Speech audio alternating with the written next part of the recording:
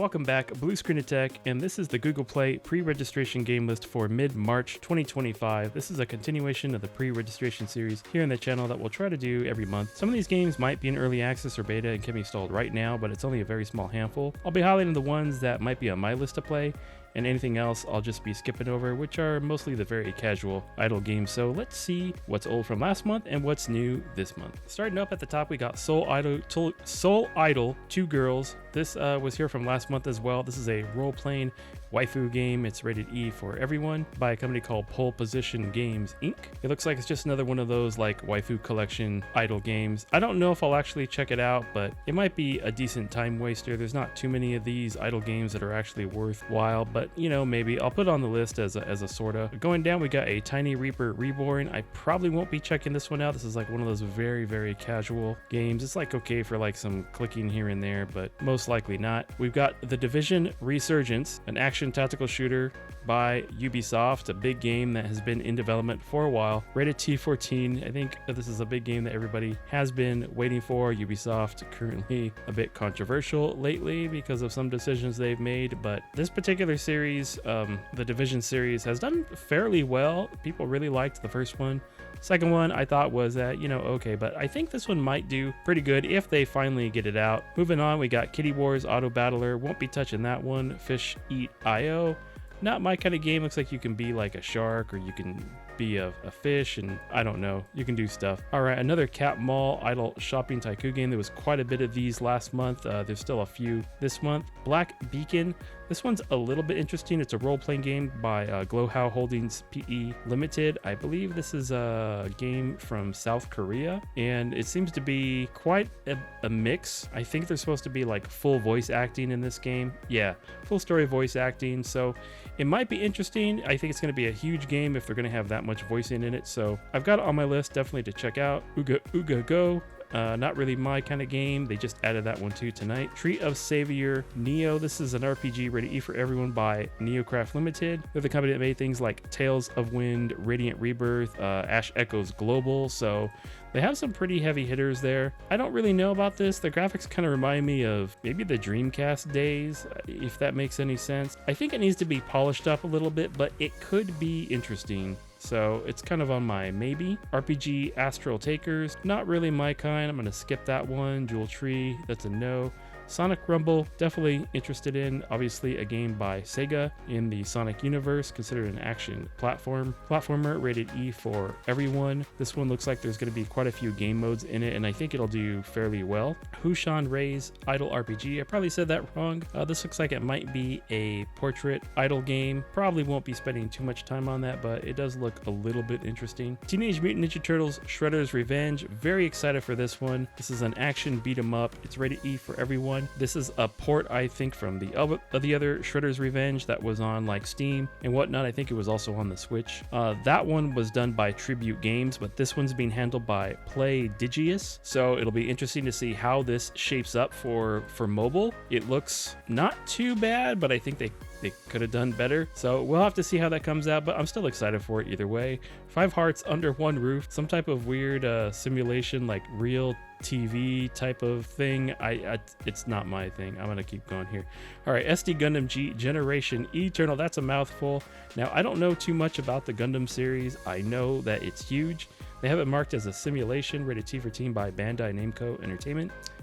But I know the fan base for Gundam will probably make or break this game, so we'll see what happens. All right, Once Human, this one's on my list for now. This is some type of survival post-apocalyptic game. Comes out April 23rd. Seems like it's supposed to be a bit of an open world. I don't know if you're like building a base though, so if it's just one of those where you have to have a base and then you have to protect it, and then when you're offline, then it gets raided. But we'll have to see what happens there. But it does look a little bit interesting. Gonna skip that one. Rainbow Six Mobile, another big game by Ubisoft. We'll have to see what happens if it actually comes out. Big time fan of the Rainbow Six series, been playing it for a long time. I don't know what the official release date is, but I'm sure they've probably pushed it back multiple times. Darkest Days, this is a shelter building survival game, so this is kind of a maybe, because this is again one of those where you have to build your shelter and then you probably have to protect it and all of that. Rated T for teen by NHN Corp. It might be interesting. Take a look at the screenshots here.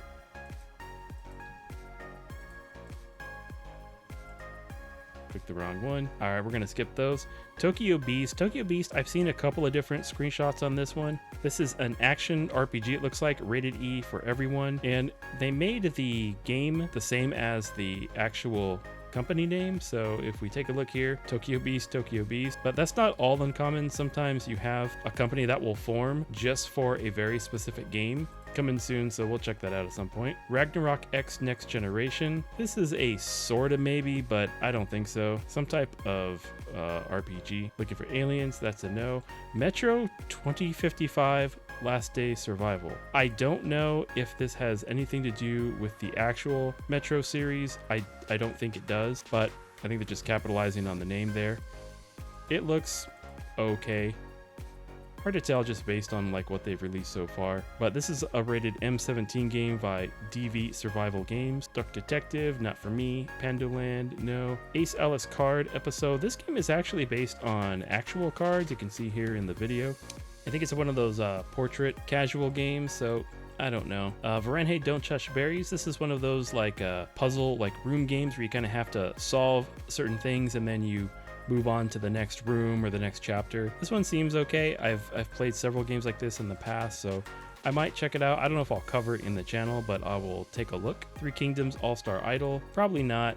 There's a whole lot of idle games, and it really just, it takes something special for me to be able to put some time into idle games these days, so I don't know, but it is on the sort of maybe list. EA Sports FC Tactical. I'm not big into soccer, but for those that want it, that's going to be coming up. Shooting Islands, Guns and Loot, another very, very casual game. That's a no. Pixel Knights, Idle RPG. There's several games that are using the pixel in their naming lately. This is one of those that has been very, very heavily marketed. It is rated E for everyone. It's some type of action idle RPG by Superbox Inc. So I don't know. They're just doing a whole lot of marketing on it, and they've got these like little chibi waifu characters. We'll see how it is. Lego Bluey, not for me. No, no, no. Summoner's War Rush. So Summoner's War Rush, this is the newest one in the Summoner's War series. This one though looks like another one of those portrait games. It's kind of interesting that they're going this route. Not really sure how this is going to fare up to the other Summoners game. Indus Battle Royale Mobile. There hasn't been a whole lot released on this. This is like some Fortnite, great value, whatever, battle royale, but it does look like it could be kind of cool depending on what happens when they go into maybe early access or public beta. So we'll see. It's by Super Gaming SG, rated T.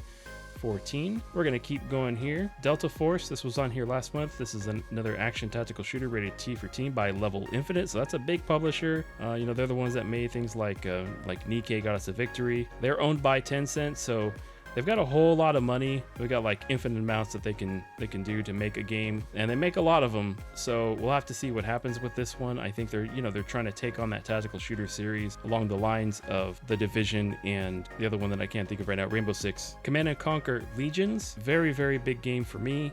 Been playing the Command and Conquer series for a whole long time. It's a real-time strategy game, rated T for teen. This one's also being handled by Level Infinite, so again, they've got a whole lot of money behind them. Hopefully they actually do this one right, and as a Command and Conquer series fan, they don't screw it up, but we'll have to see. Spirit Girl Idol, this is another one of those like super casual games. The artwork seems kind of interesting though. I think I've got this one on the maybe list, and the combat looks like it might be okay. It's really hard to tell, but I might check this one out. Bubble Shooter, no thanks. Ice Slime, no thanks. Coin Heroes. Now, Coin Heroes isn't really my kind of game, and it looks like one of those kinds of games where you're gonna have like those advertisements that kind of clickbait you.